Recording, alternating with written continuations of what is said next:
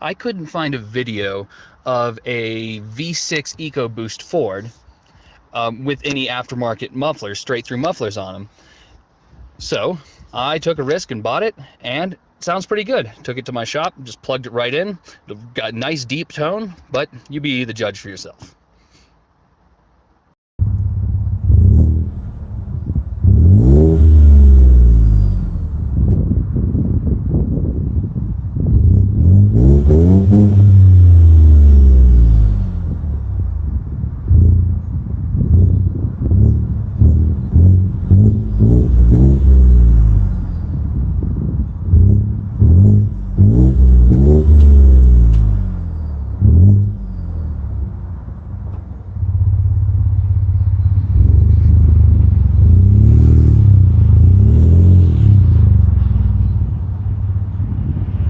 Pretty quiet except for when you stomp on it, and then it makes a nice tuner sound. It sounds much more like a truck.